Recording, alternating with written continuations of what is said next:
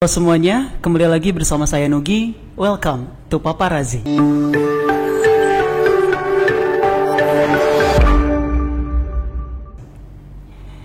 Oke teman-teman semua, mungkin buat kalian semua subscribernya channel Hima Jurusan Gizi mungkin udah nggak asing sama saya ya dan intro tadi, karena kemarin kita udah pernah ada podcast juga, cuma namanya Arrozi, sekarang Paparazi, pokoknya yang ada Z-nya. Nah buat kalian yang pengen tahu Paparazi itu apa, Paparazi itu kata tim kreatifnya itu podcastnya para anak gizi katanya gitu ya, sangat-sangat kreatif sekali, luar biasa teman-teman kita. Dan kali ini bersama saya juga Nugi di sini. Saya kedatangan tamu yang sangat luar biasa, seorang perempuan masih muda, dosen muda juga, udah S2 juga ya Bu ya. Millennials juga. Please welcome teman-teman Bu Zuhria Ismawanti. Halo Ibu. Terima kasih. Selamat siang. Selamat siang ya. Sekarang ya 2:30. Oke. Gimana Bu kabarnya Bu? Sehat? Alhamdulillah baik. Nugi gimana? Alhamdulillah sih, gini-gini aja. Sini baru beres UAS, belum deng, masih praktek nanti ya. Oh iya, masih ada ujian praktek ya seminggu ke depan. Iya. Enggak sih, sampai Kamis kayaknya. Oh, sampai Kamis. Oh, lumayan cepet ya? Iya, Itu nanti semua langsung. mata kuliah atau gimana? Cuman 2 sih, Medpen sama DPTM, dietetik. Oh, Iya. yang lain free ya? Free, kita free gak sih? Ibu Surya lagi sibuk apa sekarang Bu Zuh? Oh, kalau sekarang karena mahasiswa lagi ujian, jadi mungkin karena barengan kemarin ditugasin sama Bu Kajur untuk jadi panitia ujian. Jadi kemarin sempat validasi soal ujian, kemudian sempat piket jaga ujian. Jadi kalau misalnya ada masalah-masalah di ujian itu nanti bagaimana cara koordinasinya gitu. Terus sekarang mungkin hanya ada rapat-rapat kecil seperti rapat akreditasi yang rutin ya dilaksanakan Senin sama Jumat. Jadi memang jam 8 sampai jam 10 itu memang sudah dijadwalkan untuk rapat akreditasi. Selain itu mungkin pekerjaan yang lain, bikin artikel penelitian sama Asik. artikel pengabdian kepada masyarakat. Aduh. Oke, mungkin nanti Hima kedepannya bisa ya membuat artikel juga, jadi biar nggak dosen juga. Aduh. Jadi mungkin nanti kegiatan-kegiatannya bisa tuh dipublikasi, biar bisa lebih dikenal mungkin ya sama masyarakat luas. Iya, insya Allah saya sih Bu nanti lah Oke, penelitian. amin. Amin. Berarti selain hal-hal akademik nggak ada kesibukan lain gitu Bu? Ada nggak? Mungkin bikin vlog gitu atau tiktokan gitu nggak? Kalau bikin TikTok kayaknya Enggak ya? waktunya cukup buat kerja sama rebahan mungkin ya. Berarti untuk sekarang kesibukannya masih dalam seputar akademik gitu aja lah ya. Gimana Ibu di sini Poltekkes Semarang? Betah nggak Bu? Karena dulu di Jawa Timur ya, jadi mungkin ke Jawa Tengah itu, oh ternyata gini ya Jawa Tengah, oh ternyata ada perbedaan nih kultur di Jawa Timur sama kultur di Jawa Tengah. Jadi memang yang paling kerasa itu hawanya ya, suhunya. Jadi kalau di Jawa Timur itu kebetulan bukan di Surabaya, di pinggiran Jawa Timur, jadi mungkin masih dingin. Nah tapi karena terus harus pindah ke ibu kota di Semarang, rasanya wow, so hot ya gitu. Emang sepanas itu sih ini sih. Iya, benar. Di sini Semarang. Nah Nugi sendiri dari mana? Saya sih dari Ciamis Bu. Oh, beda nggak ngerasain hawanya? Jauh banget dong Bu. Ya, Saya Jawa Barat ya Allah, di rumah saya dinginnya. Saya tuh di sini tidur nggak pernah pakai selimut Bu. Sampai-sampai kipas tiap hari tuh dinyalain 24/7 gitu, nggak pernah absen. Iya, Nah buat teman-teman yang nggak tahu nih, Bu Zuhria tuh dosen baru di sini, makanya tadi saya tanya gimana betah nggak di sini, gimana anak-anaknya Bu, nakal-nakal nggak tuh mahasiswa-mahasiswanya? Sih surprise ya ternyata di sini. Oh ternyata mahasiswanya udah pintar-pintar. Masa sih Bu? Iya seriusan, jadi memang udah kayaknya udah tertata gitu lah mindsetnya buat jadi mahasiswa gizi gitu. Udah benar-benar niat, udah benar-benar fokus gitu buat benar-benar kuliah gizi gitu. Jadi emang udah, oh ternyata bisa nih mahasiswa mendalami peran seorang calon ahli gizi. Oh, bagus berarti ya. Termasuk saya berarti ya Bu itu. Oh, Saya pinter amin juga. ya. Amin. Bu Zuhria ini luar biasa loh teman-teman semua, dia udah melanglang buana di Poltekkes Semarang ya, mengisi berbagai kelas di berbagai semester, di berbagai praktek ya. Jadi luar biasa. Berarti Bu Surya itu kan lulusan S2 ya Bu ya? Iya. Dari mana Bu S2-nya? Kalau Kalau boleh S2 tahu. dari Universitas 11 Maret, jadi dari UNS Solo. Jadi untuk kemarin kebetulan diberikan kesempatan buat ngelanjutin sekolah di ilmu gizi UNS, peminatan di clinical nutrition. Oh, berarti asalnya dari mana Ibu? Asalnya dari Jawa Timur, dari Jombang. Berarti orang Jawa juga ya? Iya. Jombang. Kalau Bu Surya tuh hobinya apa sih Bu? Selain meneliti gitu Bu? Hobi mungkin Yang lain? vacation ya, jalan-jalan. Vacation. Kalau staycation gitu? Itu mungkin serangkaian ya, Serangkaian. staycation sama Oh iya, vacation. iya betul. Jadi nggak mungkin, biasanya kalau vacation nggak ada staycation tuh mungkin yang deket ya vacation. Kalau jauh kan mau nggak mau kita harus staycation gitu. Emang udah jalan-jalan kemana aja tuh? Sejauh ini yang paling jauh ke Medan. Medan? Iya. Medan tuh di mana sih Bu? Di Medan Medan tuh tuh Sumatera ya? Utara, iya, Oh. Sumatera Utara. Itu literally jalan-jalan. Nah itu sih, itu salah satu keuntungannya jadi dosen. Jadi memang kesana itu sebenarnya jalan-jalan sama kerja. Jadi kebetulan kemarin ditugasin untuk menghadiri KPIG, jadi Kongres Penyegaran Ilmu Gizi di Medan waktu itu. Sebelumnya kalau nggak salah di Palembang atau di Jogja gitu. Asik ya Bu ya, jadi dosen. Jadi memang apa ya, kita bisa jalan-jalan kerja, bisa sekaligus gitu. Jadi jalan-jalan yang positif lah istilahnya gitu. Waduh, terus kemana lagi Bu? Selain ke Medan? Yang paling jauh deh, yang paling jauh. Iya, yang paling jauh jadi ke Medan. Iya. Kalau ke daerah Jawa Barat gitu? Jawa Barat, sayangnya belum pernah sih. Belum pernah sama sih sekali. Kesana ke Bandung. Ayo tapi, tuh Bu. Saya juga orang Sunda nih ya tuh. Belum dapat kesempatan ke sana. Pengen banget sebenarnya eksplor ke sana. Kayaknya seru gitu ya, wisatanya banyak banget. Bandung mah banyak. Lah kenapa lu Gi sampai sini? Kenapa Ya, nggak di makanya Bandung? itu cerita menarik sih Bu. Sebenarnya saya tuh daftarnya tuh 2 kan. Iya. Poltekkes Semarang sama Poltekkes Bandung. Cuman kebetulan karena di Semarang harus bayar duluan tuh, deadline bayar di Semarang sama hasil pengumuman seleksinya tuh beda sehari atau 2 hari gitu Bu. Jadi saya tuh udah tanggung, ya udahlah di sini aja kata ibu saya tuh. Nanti takut nggak keterima di Bandung. Pas udah dibayar, besoknya keterima. Jadi kayak gitu lah. Agak-agak gimana gitu. Nah, saya nggak keterima di mana-mana lagi Bu. SNMPTN, SBM, Mandiri, jalur ini, jalur itu, semuanya. Oh, mungkin jodohnya di Semarang ya? Iya, mungkin ya. Takdirnya sangat lurus sekali ya. Allah, terima kasih sekali Gak sih. apa-apa, kalau nggak gitu kan nggak keluar ya dari Jawa Barat. Iya sih, bener. Kalau tershock banget sih di sini, luar biasa. Iya benar. Ya kan. Beda banget. Apalagi orang Sunda sendirian dulu di sini harus beli tuh pinten Bu gitu. Oh iya. Taunya tuh Roaming pinten. dulu ya. Pinten doang taunya Bukan tuh. punten ya. Oke, Bu Surya. Bu Surya tuh kalau boleh tahu ya Bu, kenapa Ibu dulu milih jurusan gizi sih Bu? Kita flashback dulu deh sebelum lanjut ke yang lain. Dulu itu sebenarnya nggak pengen jadi ahli gizi ya. Jadi dulu tuh sebenarnya pengen neliti. Jadi pengen neliti, pengen di matematika, pengen di IPA, di ilmu murni gitu sebenarnya. Cuman ternyata dijalani kok kayaknya belum jalannya ke sana gitu. Terus nyoba nyari referensi lain, oh ternyata di gizi juga seru ya gitu. Karena bedanya gizi sama ilmu kesehatan yang lain dibanding farmasi, perawat, dokter gitu kan, interaksi sama pasiennya itu lebih intens. Nah kalau gizi kan enggak, cuman kita visit pasien, ngasih edukasi, ngasih konseling, nyusun menu, kemudian sudah gitu. Jadi tugasnya gitu kayaknya nggak sebanyak perawat sama dokter, jadi kayaknya lebih seru. Terus berkecimpung di makanan gitu, jadi kita tahu makanan yang baik buat kita itu yang seperti apa, yang bagaimana, takarannya seperti apa, berapa porsinya. Kayak kita bisa jaga kesehatan kita sendiri mulai dari makanan gitu. Oke, mungkin itu tadi ini ya apa setelah Bu Surya jalani. Tapi kalau misalkan first banget nih, awal mula aku udah gizi aja deh gitu, selain yang paling simple gitu, kenapa sih milih gizi?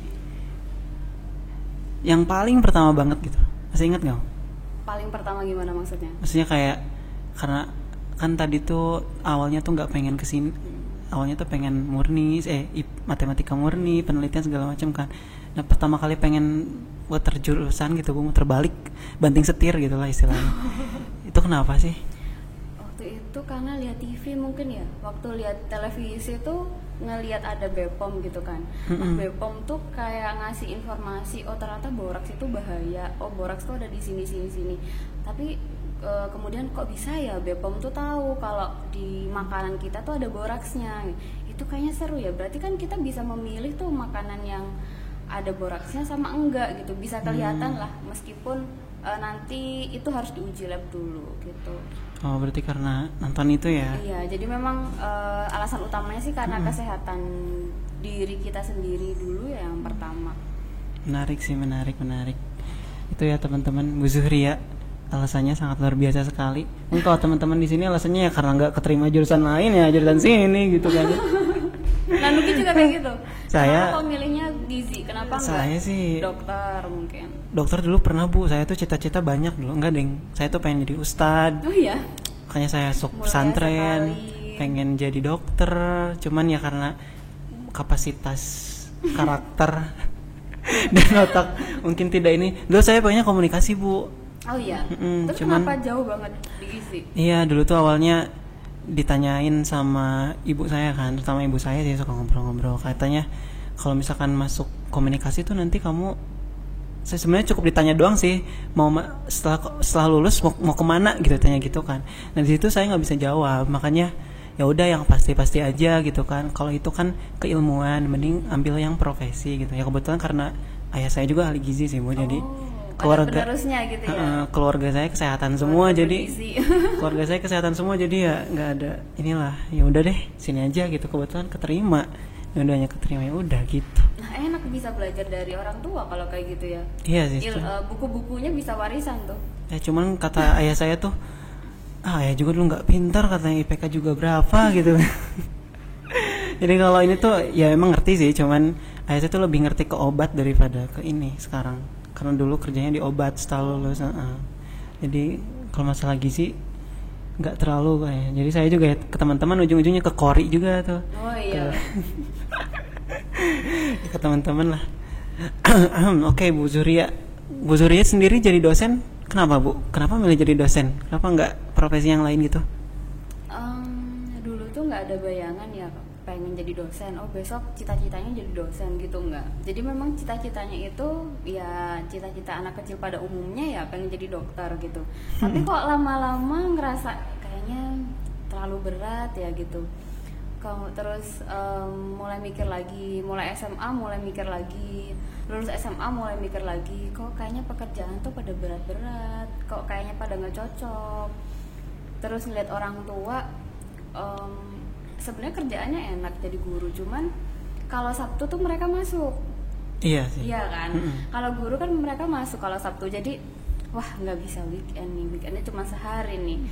Weekend cuma sehari terus masuk lagi, ya, pasti capek nih Mas Yan. Terus akhirnya cari kira-kira profesi apa lagi ya yang sekiranya bisa libur Sabtu Minggu. Nah dulu masih kepikiran jadi ahli gizi. Ahli gizi, iya. Biasa gitu di rumah sakit. Karena kan lulusan gizi pasti jadi ahli gizi ya, entah Iya. itu nanti di rumah sakit atau di perusahaan. Tapi kayaknya teman-teman itu pada ngelanjutin ke rumah sakit kerjanya di puskesmas. Nah rumah sakit itu shift ternyata. Nah jadi ntar malam-malam masuk gitu. Iya sih. Iya kan. Iya. Jadi kayak ini juga kayaknya capek gitu. Terus apa ya udahlah ngelanjutin sekolah dulu aja gitu. Nah, akhirnya ngelanjutin sekolah, lulus, kemudian kira-kira pekerjaan apa ya yang bisa dimasuki oleh seorang lulusan magister gitu. Ya mau nggak mau emang jadi dosen. Jadi dosen gitu. ya.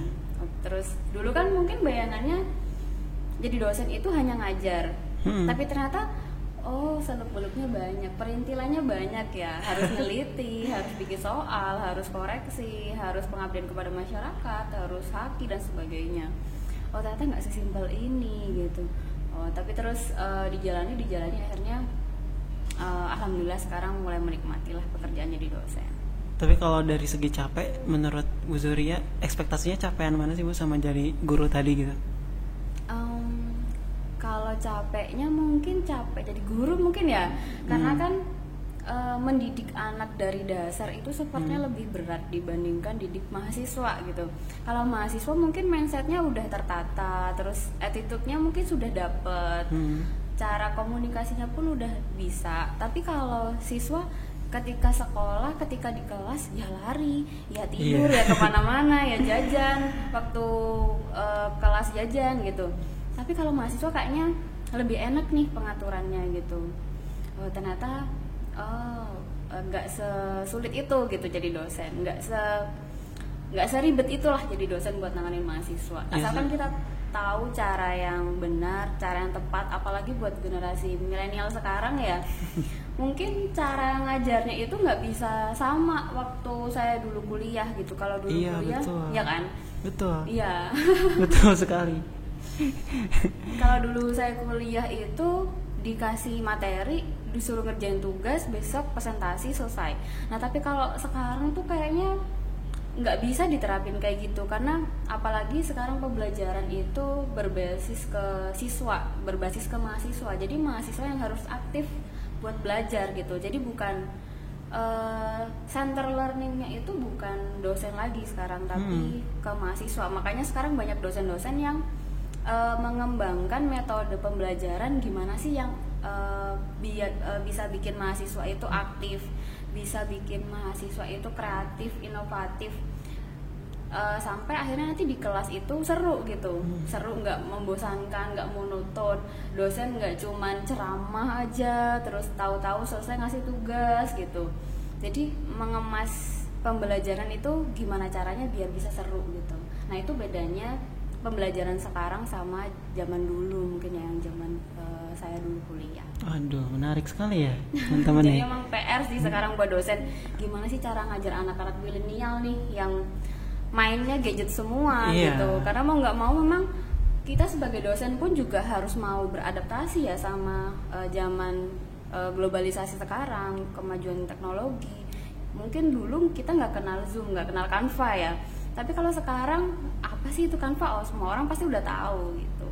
Iya sih, luar biasa ya, menarik sekali. Makanya tadi tuh Bu Zuria nanya kenapa saya jadi yang pertama gitu di episode pertama ya, karena kita juga pengen yang fresh gitu loh. Pengen point of view dari sesama milenial. Seperti itu ya. Kayak gitu sih mungkin alasannya. Nah itu terjawab ya, luar biasa sekali Bu Zuria. Ya ampun, itu terus ceritanya bisa jadi dosen di sini gimana Bu? Itu langsung direkrut kah? Oke, mungkin di sini ada adik mahasiswa taunya dosen tiba-tiba masuk sini gitu ya. Padahal itu sebenarnya enggak. Jadi memang kalau di pemerintahan, jadi Poltekkes itu kan institusi pemerintahan ya, di bawahnya Kemenkes. Jadi memang rekrutmennya pun dari BKN.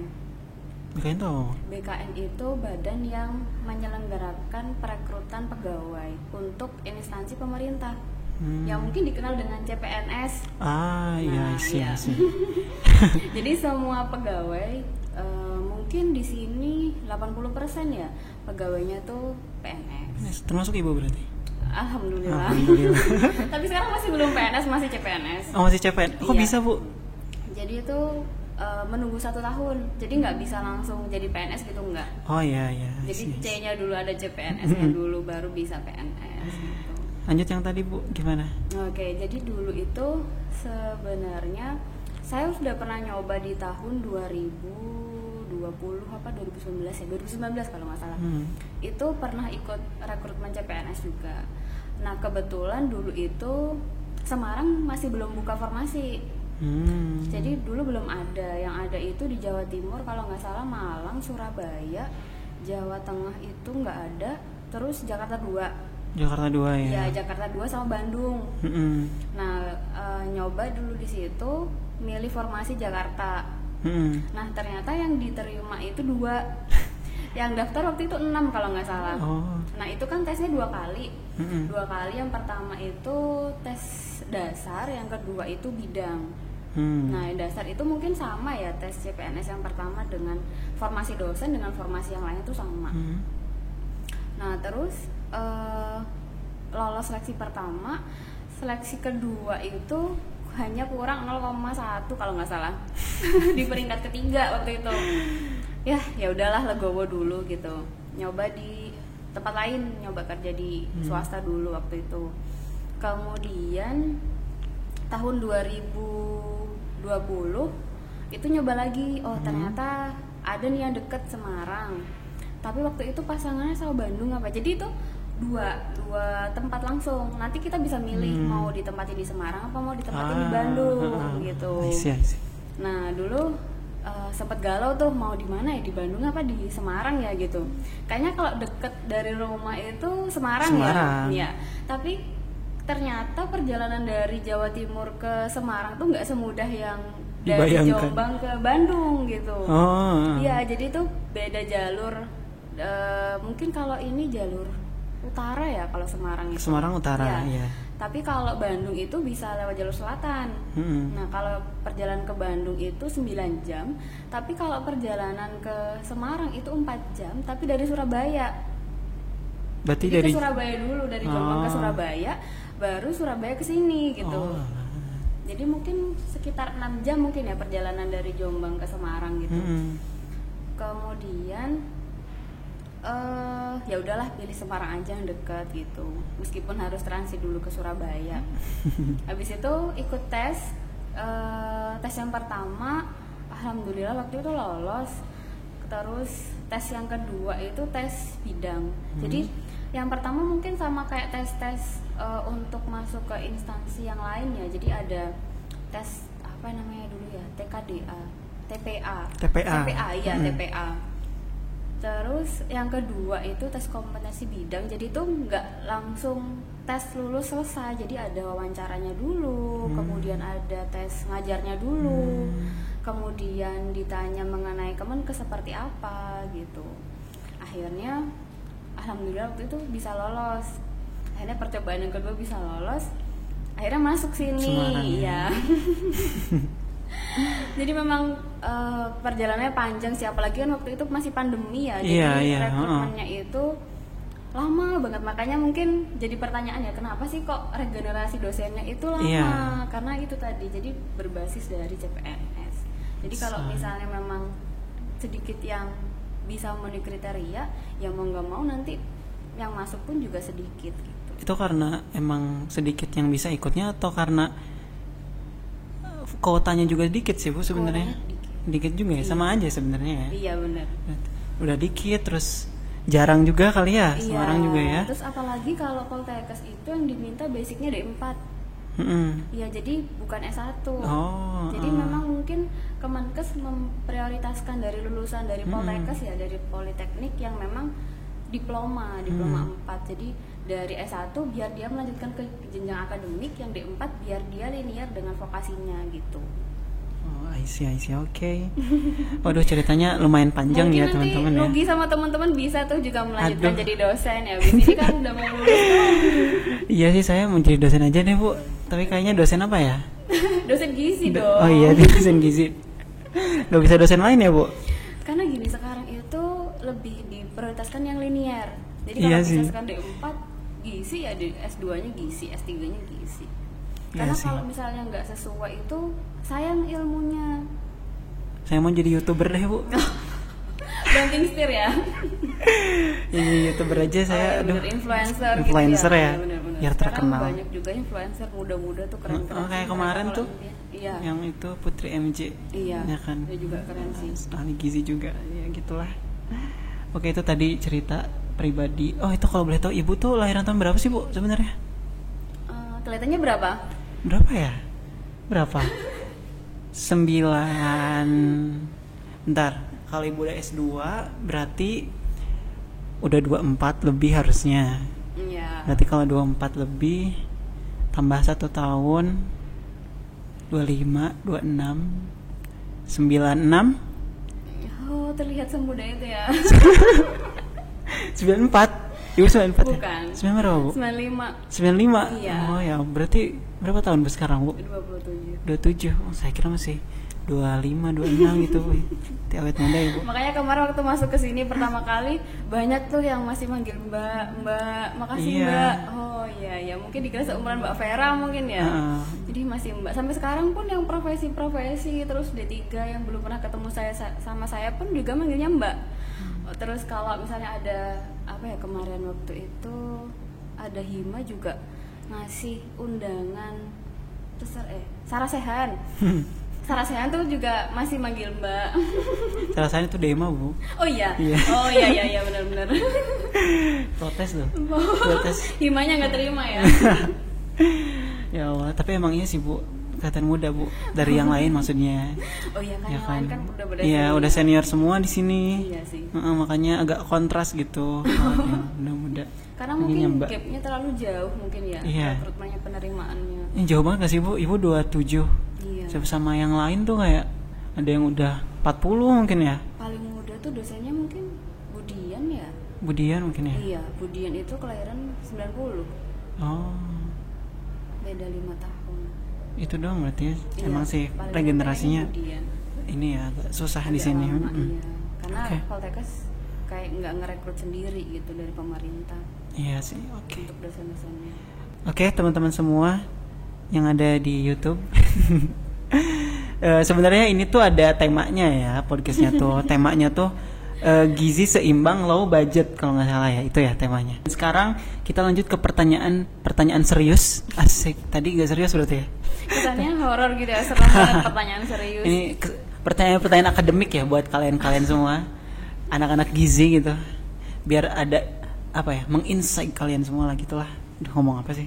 Oke, pertanyaan pertama, Ibu Suhria. Menurut Bu Suhria tuh definisi makanan sehat itu kayak apa sih? Oke, makanan sehat itu sebenarnya makanan yang memenuhi aspek aman, kemudian bergizi. Selain itu juga harus bermutu. Kenapa seperti itu? Jadi kalau misalnya kita mengkonsumsi makanan tapi tercemar, entah itu tercemar dari cemaran kimia, fisik ataupun biologis, itu juga pasti akan membahayakan kesehatan kita juga gitu. Jadi memang harus dipastikan makanan itu aman dan sehat untuk dikonsumsi. Kemudian yang kedua bergizi. Jadi memang makanan itu mengandung banyak zat gizi, cuman untuk pemenuhan gizi, jadi manusia itu kan membutuhkan banyak zat gizi ya, baik itu zat gizi makro ataupun zat gizi mikro. Nah, satu makanan itu nggak bisa memenuhi semua zat gizi yang dibutuhkan oleh tubuh. Jadi misalnya kita konsumsi nasi mungkin dia mengandung karbohidrat, protein, tapi untuk mineral-mineral yang lain belum tentu dikandung oleh nasi. Sehingga memang kalau mengikuti pilar gizi seimbang yang diterjemahkan di isi piringku itu kan harus berbagai macam, bervariasi makanan yang dikonsumsi, baik dari sumber karbohidrat, kemudian sayur, buah, dan lauk gitu. Jadi memang itu sebenarnya ada tujuannya agar kebutuhan akan zat gizi kita itu terpenuhi. Nah, kemudian kalau amannya sudah diperhatikan, kemudian dari gizinya sudah diperhatikan, sudah bervariasi, tapi kalau misalnya kita mengolahnya kurang benar, mengolahnya kurang pas, itu pasti akan merusak zat gizi yang ada di bahan makanan tersebut. Jadi kalau misalnya kita mengolah dengan suhu tinggi, otomatis pasti zat gizinya pun juga rusak gitu. Nah, percuma kita sudah menyediakan nih bahan makanan yang fresh, bergizi, tapi kalau mengolahnya salah, otomatis juga akan sia-sia. Zat gizi tersebut sudah rusak sebelum masuk ke dalam tubuh. Jadi memang harus diperhatikan untuk 3 aspek tersebut gitu. Nah, seperti yang sudah saya sampaikan tadi, untuk makanan sehat itu kita harus mengikuti prinsip dari isi piringku ya. Jadi memang kalau dilihat isi piringku itu kan 2/3 bagian dari karbohidrat, kemudian 2/3 bagiannya sayur, kemudian 1/3 yang pertama buah, dan 1/3 yang satunya itu adalah lauk gitu. Jadi memang harus bervariasi untuk konsumsi makanannya agar makanan kita sehat gitu.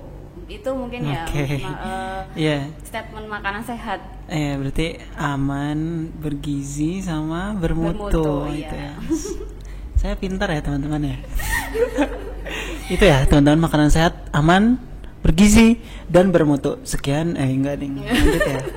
Oke, kita lanjut saja ke pertanyaan yang kedua. Nah, Bu nih, pertanyaan yang kedua tuh gini, katanya tuh ada statement kalau makanan enak pasti mahal dan bergizi gitu kan. Gimana sih maksudnya ini? Makanan mahal pasti enak dan bergizi mungkin ya gitu ya. Makanan mahal itu pasti enak dan bergizi mungkin gitu ya. Nah, itu tuh bener nggak sih? Karena banyak orang yang bilang jika kebanyakan makanan yang bergizi itu emang mahal, apalagi dimakan dalam jangka panjang gitu ya. Gimana tuh? Kalau dari Nugi sendiri gimana nih, makanan mahal itu sehat nggak, atau makan sehat itu harus mahal nggak gitu? Dari Nugi sendiri yang anak gizi nih, calon ahli gizi nih, gimana dulu nih? Ya Allah, Insya Allah. Pendapatnya? Saya gimana ya? Kayaknya sih nggak harus ya, Bu. Kayaknya ya, cuman emang ada juga sih makanan yang bergizi yang mahal, cuman nggak saklek gitu, Bu. Nggak harus ya, kayak kalau di rumah tuh makan kayak daun singkong, makan ikan teri. Oh, kayak murah banget ya. Ya kayak gitulah kalau menurut saya. Menurut Ibu gimana, Bu? Oke, jadi sebenarnya tuh kita makan sehat itu nggak harus mahal. Mungkin yang dilihat mahal itu adalah makanan yang di resto-resto yang ternyata makanan ini bagus, pasti dia makanan sehat. Otomatis kalau dia bagus, kemudian pasti dia meningkatkan harga jualnya gitu. Pasti akhirnya mahal harganya. Padahal sebenarnya kalau misalnya kita makan itu di warteg itu lebih murah gitu. Jadi kalau dilihat mahal mungkin dari pemilihan bahan makanannya ya. Kalau misalnya biji-bijian gitu mungkin lebih mahal. Tapi kalau kita mengganti biji-bijian yang impor dengan biji-bijian lokal, itu mungkin dari nilai gizinya pun juga nggak jauh berbeda.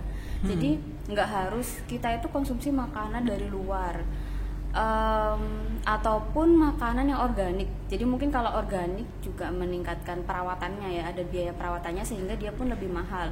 Padahal sebenarnya kita bisa memanfaatkan pekarangan rumah nih buat nanam sayur, buat nanam buah, nanam cabai. Itu kan lebih murah ya, lebih murah dibandingkan kita harus beli di resto gitu. Kalaupun misalnya kita harus beli gitu, kita juga harus mempertimbangkan tempatnya tadi. Tempatnya itu seperti apa, warteg pun mungkin bisa lebih murah gitu jika dibandingkan dengan resto, dengan kandungan sayur yang juga sama-sama bervariasi, tapi harganya bisa lebih murah karena tempatnya berbeda, yang satunya di resto dan yang satunya di warteg. Oke. Gitu. Menarik tuh. Oh ini Bu, coba dong Bu, ini apa? Uraikan, jelaskan gitu Bu, asik kayak ujian ya. Itu bukan ada juga tuh yang mahal Bu. Nah burger tuh kan kadang suka ada tuh di internet, kayak padahal kan burger tuh roti, daging, selada, tomat gitu kan. Tapi kenapa bisa nggak bergizi gitu? Kenapa bisa jadi bahaya gitu? Tapi dia enak nggak? Enak. Oh enak ya? Enak. Apalagi kalau gratis kan. Karena saya sendiri secara pribadi nggak begitu suka burger, nggak begitu suka kebab, nggak begitu suka makanan yang pizza nggak begitu suka. Jadi lebih suka mungkin pecel. Jadi apa ya, lebih suka makanan yang rasanya itu satu gitu. Kalau burger itu kayaknya variasi antara manis, asin, pedes jadi satu gitu. Nah karena saya lidahnya lokal ya, lo lidah orang Jawa gitu ya, yang orang Jombang, ngomong Jawa gitu ya. Jadi kalau dikasih makanan yang kayak gitu, yang rasanya aneh-aneh tuh lidahnya kurang bisa menikmati rasa enaknya tuh di mana. Jadi kenapa sih burger itu mahal gitu ya tadi ya? Kenapa itu enak? Kenapa bisa burger? Jadi kan suka konotasinya jelek kalau makan burger tuh. Nah itu kenapa sih? Padahal kan isinya daging, roti, sayur gitu. Pernah ngamatin nggak dagingnya itu diolah menggunakan cara apa? Enggak sih. Nah itu kenapa dia disebut junk food? Karena kalau misalnya dilihat itu rotinya kan sudah sesuai prosedur ya pengolahannya, pembuatannya. Tapi bagaimana dengan dagingnya? Daging apa sih yang ada di situ? Itu daging sapi yang sudah diolah dengan suhu tinggi dengan waktu yang sebentar, makanya dia disebut junk food. Oh, Jadi berarti fokusnya itu adalah di pengolahan dagingnya tadi. Tapi kalau misalnya dagingnya itu diempal, dicincang, kayak mungkin masakan Padang gitu ya. direndang. Nah, itu mungkin inovasi-inovasi anak gizi nih setelah ini ya. Burger rendang enak tuh. Burger rendang. Wah, kayaknya lebih enak tuh, bisa buka gerai yang lebih besar ya dibandingkan Burger King gitu ya. Jadi kalau misalnya dagingnya itu diolah dengan cara yang benar, kemudian dengan suhu yang benar, dengan waktu yang benar, itu bisa jadi burger itu sehat gitu. Jadi memang disebut junk food karena fokusnya itu ke pengolahan dagingnya tadi. Oh, poin utamanya ada di dagingnya berarti Iya, ya. karena kalau kita lihat isian dari burger itu mungkin hanya sayur, kemudian saus, daging, keju, roti. Seharusnya kan dia nggak bisa disebut junk food, tapi kok kenapa dia diklaim sebagai junk food gitu? Nah, yang dicurigai kan di dagingnya itu. Oh, nah itu dia teman-teman, gimana? Kalian merasa mendapat ilmu kan? Makanya subscribe dulu channel Hima Jurusan Gizi kan ya. Panitia seneng loh jadi. Bisa dapat AdSense nih habis ini ya. Iya, kita dapat AdSense tuh. Asal jangan prank ya. Prank kajur nanti nggak ya. Ya Allah. Oke, kita lanjut ke pertanyaan selanjutnya. Tadi udah beres ya, Bu ya? Menjawabnya ya? Udah ya, oke. Pertanyaan yang ketiga nih, teman-teman. Ibu Zuhria, tips agar tidak bosan dengan pilihan makanan yang low budget tuh gimana sih?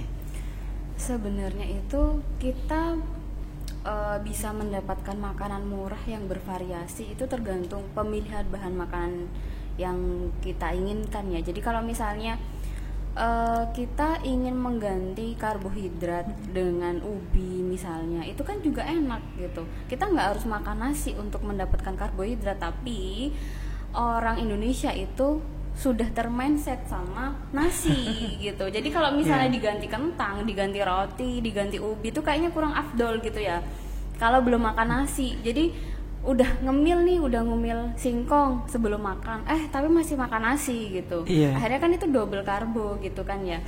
Nah, padahal ketika kita mencoba untuk mengcombine jenis bahan makanan, itu sebenarnya akan mempengaruhi taste, akan mempengaruhi lidah kita gitu. Kita bisa mendapatkan sumber karbohidrat tapi dengan rasa yang berbeda gitu. Jadi mungkin kita bisa mengganti sumber karbo dengan kentang. Kentangnya itu kan nggak harus direbus, bisa dipanggang.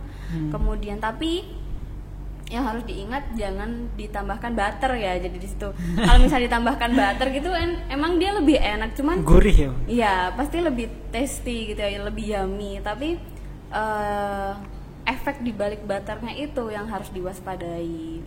Jadi bisa mengganti kentang panggang, kemudian bisa mengganti dengan makaroni mungkin ya untuk anak zaman sekarang. Makaroni skotel itu kan juga bisa jadi makanan pengganti nasi sebenarnya. Tapi untuk makaroni skotel mungkin lebih susah ya bikinnya. Pricey juga sih, Bu. Iya, lebih effort gitu ya untuk dapatnya. Iya, susah juga harus dimasak dulu. Iya, kalau mau bikin di rumah pun kayaknya alat-alatnya harus banyak nih yang harus disiapin gitu. Cucian numpuk nanti, dimarahin ibu nanti. Jadi kalau misalnya ada makanan lokal, kita bisa memanfaatkan makanan lokal. Atau kalau misalnya ini bisa pakai roti, tapi roti pun juga harus dipilih. Roti yang hanya tepung atau gandum gitu. Kalau lebih baiknya sih lebih baik yang gandum ya, karena bahannya kalau gandum itu lebih banyak mengandung serat jika dibandingkan dengan roti yang biasa. Itu. Oke. Kemudian kalau sayur itu sebenarnya pun juga nggak harus mahal loh. Sayur itu murah, apalagi kalau misalnya kita beli di pasar gitu ya. 10.000 kita udah banyak dapat jenis sayur, entah itu brokoli, jamur, kemudian bayam. Tapi kalau misalnya kita belinya di supermarket, itu otomatis pasti meningkatkan kos kita untuk mendapatkan bahan makanan gitu. Jadi memang tergantung kita belinya di mana. Nah, mungkin orang-orang beranggapan beli di supermarket itu lebih bersih, lebih higienis, kemudian terjaga. Nah, belum tentu di pasar pun tidak bisa seperti yang di supermarket gitu. Sebenarnya bisa, tergantung cara kita menangani bahan makanan tersebut, dicucinya dengan benar, disimpan dengan benar. Nanti pasti kualitas bahan makanannya pun nggak jauh beda dengan yang supermarket ya. Market, sorry ya. Itu tet gitu, sensor. Sensor benar. Gitu. Jadi apa ya? Sebenarnya itu enggak kalimat yang makanan sehat mahal itu sepertinya kurang tepat ya, kalau misalnya kita bisa mendapatkan makanan itu dengan mudah, kemudian pengolahannya diperhatikan, itu pasti kita bisa mendapatkan makanan dengan tes yang lebih enak gitu. Oke, menarik sekali ya, luar biasa sekali. Bagus ya pertanyaannya, Ibu sangat tersistematis sekali gitu pertanyaannya, Bu. Bisa aja nih ngerayu. Enggak, tapi emang iya kan yang di rumah ya kan, yang di kos ya kan. Oke, mungkin kita ke pertanyaan terakhir lah untuk sesi ini ya. Udah nggak kerasa ya, cepet banget. Iya. Udah pertanyaan terakhir. Udah, 1, 2, 3, 4, 5, 6. Oke, Ibu, ini pertanyaan terakhirnya. Ini karena kita semua di sini anak kos dan ngerantau. Gimana sih, Bu, rekomendasi pola makan sehat untuk anak kos? Oke. Anak kos ya, Bu, kondisinya anak kos gitu. Kalau Nugi sendiri udah menerapkan makanan sehat belum? Aduh, jangan tanya saya, Bu. Saya mah. Makanya masih apa? Masih mie instan? Iya dong. Tetot. Aduh, iya pokoknya gitu, Bu. Saya tuh kadang biar irit juga kan. Banyak pengeluaran ini itu, belum praktek juga. Itulah. Makan bakso sih seringnya, Bu, karena saya favorit banget bakso. Padahal tahu ya bakso tuh isinya apa. Iya, soalnya kenapa nggak siomay? Saya lebih suka bakso. Soalnya emang saya dari kecil juga makanya bakso. Karena keluarga saya juga dagang bakso gitu. Padahal kalau dari segi rasa gitu kan bakso nggak jauh berbeda ya sama siomay ya. Bedanya mungkin ada beda, saus kacangnya. Ibu, beda. Ya, Ibu tidak penikmat bakso nggak tahu sih. Ya udah. Beda kalau siomay itu lebih. Siomay kan pakai aci ya, Bu. Lebih ke kayak aci itu apa ya kalau di sini? Tepung. Aci itu apa ya bahasa Indonesianya? Tapioka, ya. Ibu nggak mau ngasih tahu, jahat banget. Pengen ngetes aja sejauh mana gitu. Saya jadi lupa, Bu. Selama ini jadi mahasiswa gizi. Lihat Ibu jadi ngeblank sama Bu. Gombal ya Allah. Ya tadi sampai mana ya tadi ya? Oh. Iya, rekomendasinya gimana? Kok jadi marah? Sorry. Lanjut. Kalau makanan ala anak kos gitu, sebenarnya kan kalau anak kos kan nggak pengen yang ribet-ribet ya, nggak pengen yang Betul. susah, nggak pengen yang proses pemasakannya tuh banyak. Mungkin cukup dioseng, cukup direbus gitu udah enak. Sebenarnya emang karena saya sendiri juga anak kos ya, jadi daripada nyari makanan yang ribet gitu, akhirnya beli aja, biasanya kayak gitu memutuskan. Cuman kan kalau kita beli kan kita nggak tahu apa sih yang ada di dalam makanan tersebut. Dia menggunakan pengawet nggak, menggunakan MSG nggak untuk mengolahnya gitu, terus overcook nggak pemasakannya. Jadi memang kalau untuk makanan ala anak kos, mungkin kalau untuk misalnya telur gitu ya, kan yang murah tuh telur itu ada berapa cara pengolahannya? Direbus, Ya terus digoreng. Aduh, saya jadi deg-degan, Bu. Digoreng sama diceplok tuh sama ya? Digoreng juga ya? Iya, di dadar juga digoreng ya? Ada yang diceplok, ada yang di dadar, ada yang di scramble, ada yang di poach egg di ini deh beda. Apalagi ya, Bu? Ditumis. Yang bedanya apa? Balado, oke. Okay. Apa lagi ya, Bu? Telur rebus air itu kan juga bisa. Ya jadi sih, itu dibuka dulu cangkangnya, terus dimasukin ke air mendidih. Itu kayak di Warmindo nggak sih, Bu? Iya benar. Jadi kan sebenarnya misalnya aja tadi telur itu kan sebenarnya pengolahannya tuh banyak. Jadi selain dia digoreng, kemudian dibikin kue, itu bisa juga dipindang. Pindang ya. Pindang telur itu kan juga enak ya. Iya, enak, Bu. Jadi mungkin sebenarnya anak kos tuh nggak kepikiran, paling kepikiran cuma ngerebus telur. Tapi dipindang lama nggak sih, Bu? Ya karena memang dia masih ada cangkangnya gitu ya, terus dimasukin rempah-rempah gitu. Memang prosesnya lama, cuman rasanya lebih enak jika dibandingkan hanya telur direbus dikasih garam gitu kan. Iya, makanya kan yang penting bisa makan tuh udah alhamdulillah gitu ya buat anak kos. Tapi nggak memperhatikan taste-nya seperti apa gitu. Nah kalau dipindang kan Mungkin memang butuh spend waktu yang lama ya untuk bikin pindang, cuman itu lebih enak gitu daripada kita harus beli di luar yang lebih mahal harganya dibandingkan dengan kita bikin sendiri. Misalnya seperti itu. Selain itu juga mungkin bisa dibikin dadar gulung. Itu kayak yang jajanan anak SD. Iya, dadar gulung itu itu telur kan gulung, Deng. telur gulung Beda masih ya? masih pakai minyak ya, masih sama-sama digoreng Iya ya. sih, ya. Dadar gulung tuh yang pakai teflon, yang tanpa minyak gitu kan. Nah, itu kan bisa jadi jajanan sehat tuh buat anak-anak kosan. Jadi sama-sama menggunakan telur tapi olahannya beda gitu. Kita hanya tinggal menambahkan isinya, terserah mau diisi apa tuh dadar gulungnya.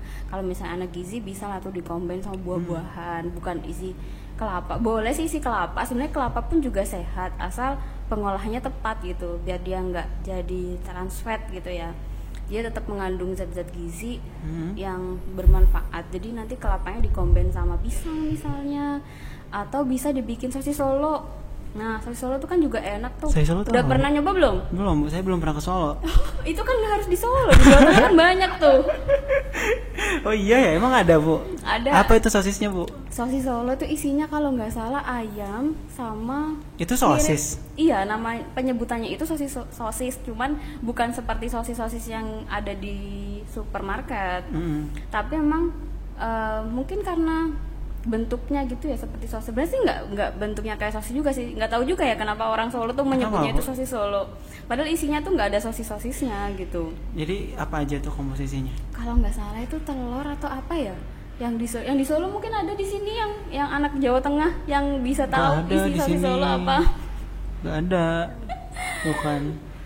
Jadi mirip dadar gulung, cuman beda isiannya kalau nggak salah. Tapi bukan dari ini berarti dari telur. Iya, kulitnya. Oh, iya. Itu. Terus kalau di sini mungkin bisa arem-arem itu ya. Arem-arem. Arem-arem itu kan bisa jadi one dish meal. Buras ya, Bu? Buras apa buras? Kalau di tempat saya namanya buras, Bu. Oh, itu arem-arem namanya buras. Heeh. Oh, isiannya sama? Sama. Oh. Ada lepet juga. Oh iya, lepet tuh bisa tuh. Lepet, Ibu, lepet. Nggak bisa ya kayaknya saya ngikutin logat-logat Sunda tuh. Ntar malah diketawain nih sama Nugi sama teman-teman yang lain. Laler mapai arei gitu. Oh ya tuh lepet tuh bisa tuh. Apa? Itu kan dikombain ketan sama kacang merah ya itu ya? Enggak. Oh iya. Lepet tuh isinya ada daging ayamnya, ada wortelnya Oh biasanya. iya. Oh beda kalau lepet di Jawa Timur itu ketan sama kacang merah. Sekarang biasanya isinya tuh TV 15 inch. Oh berhadiah ya lepetnya. Enggak ada. Ngambil set berhadiah. Iya gitulah lepet. Nah itu bisa sih jadi selingan gitu ya buat anak kosan yang ngemilnya mungkin masih snack, masih ciki-ciki. Nah itu mungkin bisa makan lepet tadi atau sosis Solo atau tadi dadar gulung. Kalau es teh bagus gak sih, Bu, sebenarnya es teh? Es teh tuh sebenarnya bagus, cuman tergantung kapan kita konsumsinya. Jadi kalau misalnya kita konsumsi setelah kita mengkonsumsi makanan tinggi zat besi, itu tidak dianjurkan mengkonsumsi es teh. Jadi kalau misalnya enak kan memang kita habis makan nasi padang gitu kan ya terus minum itu, Bu, es teh. ayam geprek Bang Jo. Nah, es tehnya segede ini. Jumbo gitu ya sekarang dikenalnya. Iya jadi enak banget, nikmat banget wah itu habis makan pedas minum es teh wah tiada tara lah itulah rasanya. Cuman kalau dilihat dari nilai gizinya, zat gizinya, es teh itu mengandung tanin yang nanti dia bisa menghambat penyerapan zat besi. Jadi memang kalau misalnya kita habis makan ayam, makan daging, makan kacang-kacangan itu sebaiknya minumnya es jeruk bukan es teh atau air deh kalau misalnya emang nggak ada es jeruk gitu. Oh, es jeruk ya. Karena sayang banget gitu kita udah makan daging enak-enak misalnya makan wagyu nggak ada isinya nanti dagingnya. Malah penyerapannya nggak bisa 100%. Sayang daging wagyu udah dipesen mahal-mahal iya tadi. Iya sih, iya betul ya. Wah, iya. Kita ilmunya banyak sekali ya saat ini ya, sekarang ya. Podcastnya sangat bermanfaat, teman-teman. Makanya jangan lupa subscribe ya, sekali lagi ya. Subscribe. Udah ya, Bu, berarti ya sampai tadi ya? Terjawab semua. Boleh kalau ada pertanyaan lagi? Apa ya? Kan di sini ada yang mau bertanya, angkat tangan. Tidak ada, raise hand. Tadi itu saya tuh penasaran tadi itu, tapi saya lupa. Oh ini, Bu. Ini deh balik lagi ke yang tadi, Bu, yang jadi dosen. Oh iya. Dampak negatifnya bukan dampak negatif sih, kok dampak negatif. negatifnya jadi dosen tuh apa sih Bu, kekurangannya gitu yang selama ini Bu rasakan? Gini sih sebenarnya kalau jadi dosen itu ya memang ada positif ada negatifnya ya. Iya. Jadi memang kita harus dituntut untuk selalu belajar yang pertama. Pasti orang tuh belajar lagi pasti kan jenuh gitu ya. Cuman mau nggak mau kalau sebagai dosen tuh harus tetap mau belajar, harus mau baca. Karena apa? Kita adalah sebagai pusat pertanyaan bagi mahasiswa. Jadi pasti mahasiswa kalau nggak tahu nanyanya ke dosen gitu.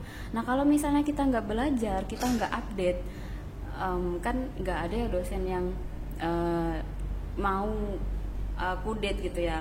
Akhirnya memang kelemahannya kita harus selalu belajar gitu, harus selalu membaca, sharing sama teman-teman, entah itu dari ahli gizi atau udah sama dosen senior yang lain gitu. Tapi memang itu kalau orang yang basicnya capek atau enggak malas buat belajar itu pasti bakal beban banget gitu.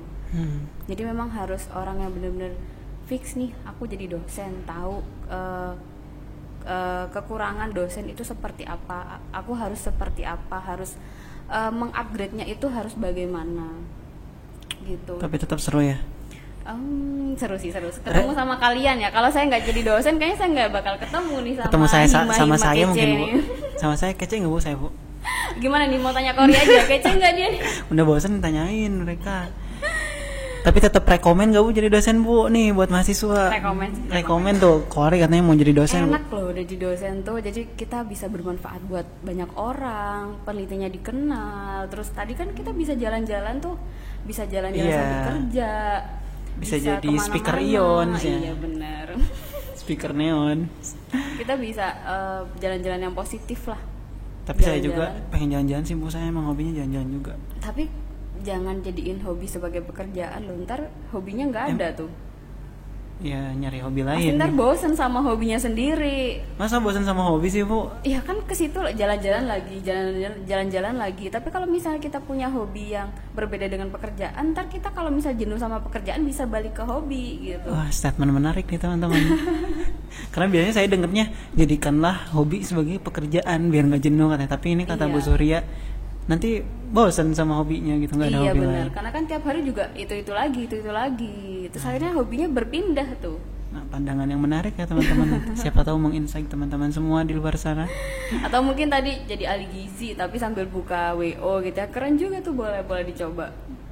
Siapa tahu nanti bisa jadi kayak apa ya, supply dari cateringnya gitu mungkin ya, nanti bisa pengaturan. TikToker boleh nggak buat TikToker? Boleh influencer gitu juga sekarang lagi tenar tuh. Banyak lagi rame. Iya bener, di TikTok sekarang lagi rame TikTok tuh. Ibu nggak ini Bu, nggak tertarik Bu jadi TikToker?